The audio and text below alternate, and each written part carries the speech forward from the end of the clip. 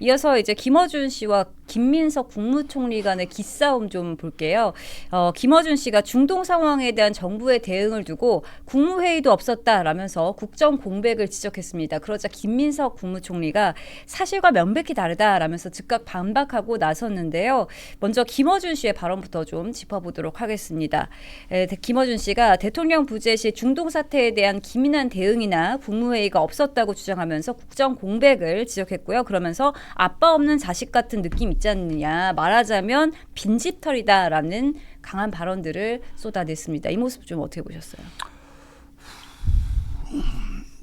팩트 자체는 김민석 총리 혹은 총리실 주장이 맞는 것 같아요. 회의를 뭐 국무회의 비롯해서 관계장관 회의라든가 뭐 긴급대책회의라든가 이런 걸 계속 했습니다. 그리고 대책이란 것도 계속 내놨습니다. 팩트는 김어준이 틀리고 김민석이 맞는 것 같아요. 그런데 거기에 대한 평가, 뭐 아버지 없는 자식 같은 느낌이었다. 리더의 부재가 불안감을 증폭시켰다. 뭐 이런 평가는 또 김어준 쪽이 또 맞는 것 같아요. 그렇게 회의를 하고 총리가 메시지를 낼 때 예를 들어 단상에 서가지고 기자를 앉혀놓고 정식으로 메시지를 내는 게 아니고 이렇게 회의를 함에 있어서 모두 발언 비슷하게 그냥 얘기하고 그냥 넘어가고 했어요. 그러니까 독립적인 스테이지에서 얘기를 한 게 아니고 모두 발언으로 얘기한 거야. 그러면서 국민들한테 지금 어떤 상황입니다. 정부는 어떻게 하고 있습니다. 앞으로 어떻게 될 것 같은데 걱정하지 마십시오. 이렇게 또 더 합니다. 이런 메시지가 아니고 정부 부처에다가 만전을 기해라. 뭐 모든 총력을 기울여라. 이렇게 정부 부처한테만 얘기를 한 거거든. 그러니까 국민들이 보기에는 도대체 뭐 자기도 회의하는 건 알겠는데 이거 어떻게 돼가는 거야? 거기에 대한 명확한 그 사인이 없었다. 그거는 김어준 쪽이 맞는 것 같은데 지금 뭐 누가 맞고 누가 틀리고를 따질 일은 아니다. 다만 이것도 8월 전당대회를 염두에 둔 사파 싸움의 하나다. 그래 보면 크게 뭐 잘못은 아닐 겁니다. 네. 이에 이제 김민석 총리실에서 바로 입장을 내면서 대통령 순방 기간에도 매일 관계 장관 회의가 열렸다 이렇게 반박을 했는데요.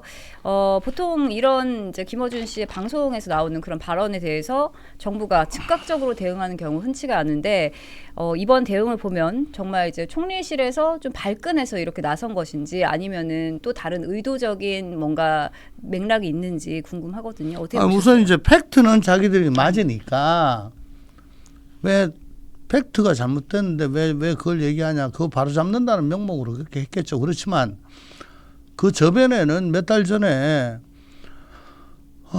서울시장 후보군으로 김민석 총리를 넣어가지고 여론조사 꽂혀서 계속 여론조사를 돌렸어요. 네. 그때 총리실에서 우리 총리는 안 나가니까 시장 선거 안 나가니까 여론조사에서 좀 빼주라.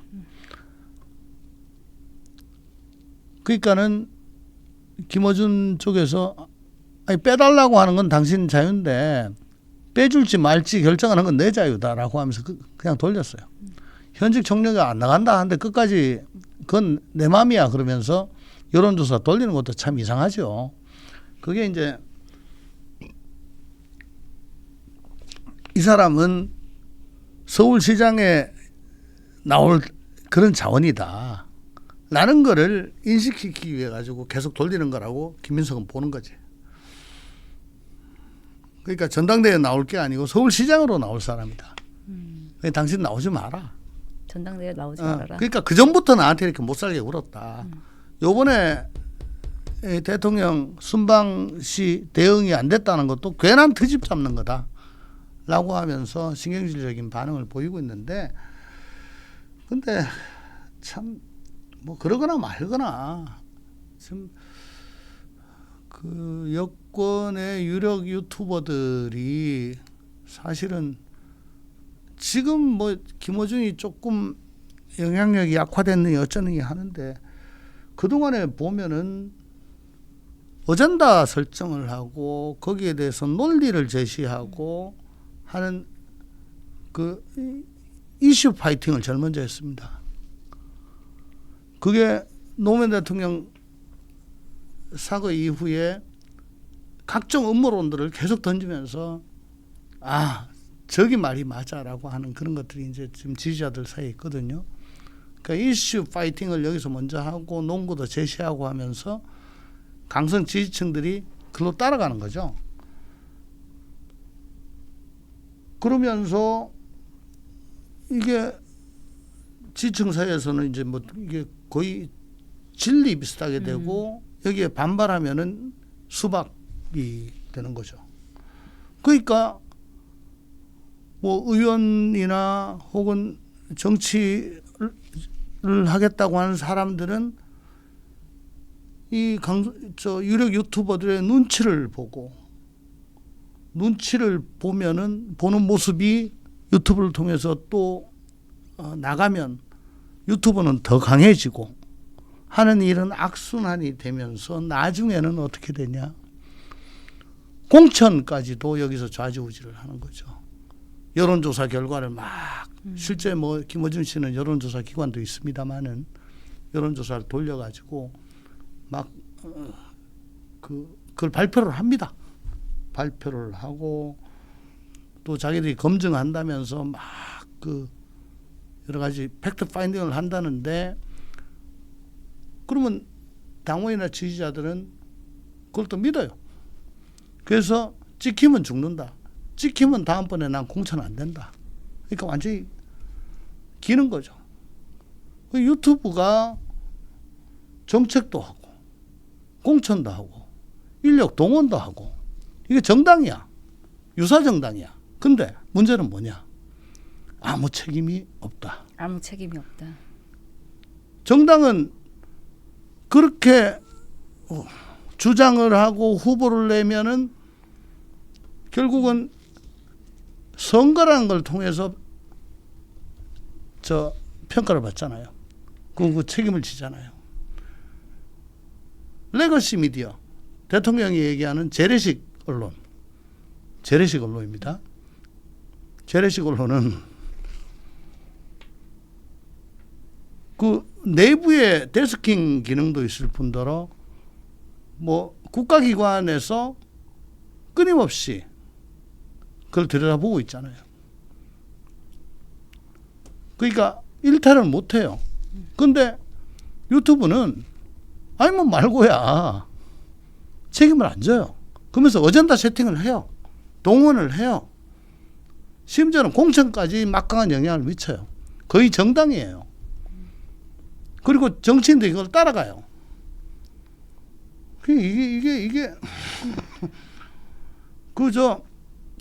하버드대 레비츠키 교수는 주류 정치인들이 유튜브의 급진화 현상을 용인하고 법적 절차를 무시할 경우 민주주의는 심각한 위험에 처한다. 우리나라는 이미 옛날부터 이렇게 됐습니다. 그래서 유튜브를 규제해야 된다고 제가 민당에 있었을 때 계속 얘기했었습니다. 근데 보세요. 그 뭐 어디 출마 선언을 하면은 그날 아니면 그 다음 날 거기 나가지고 인사하고 세배하라 하면 세배하고 이렇게 해야 돼요 지금. 유사 정당이 돼버린 거야 거기가. 민주당이 더 심한 것 같죠. 더 심한데 원래 저번에 22대 국회에서 비명행사 공천을 하면 그게 망해야 되거든요.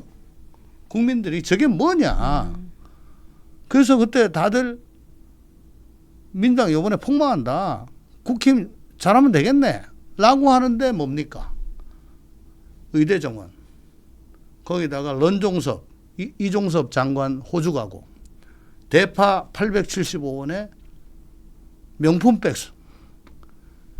이 3종 세트, 4종 세트가 연창으로 나오면서 도저히 못 두고 보겠다. 두고 보지 못하겠다. 민주당도 말이 안 되지만 지금 행정권한을 갖고 있는 여권을 쳐야 되겠다라고 해서 지민비조 조국 땅까지 12석을 준 게 그거 아닙니까? 근데 요번 지방선거도 똑같아요. 이런 말도 안 되는 입법을 하고 대한민국 민주주의를 헤집어 놓고 있는데 그저 뭐 주가 오르면 거기만 몰두하고 말이지. 근데 그 와중에 국민의힘 지도부는 국민 염장을 지르고 있으니까 이번에 똑같죠. 똑같죠.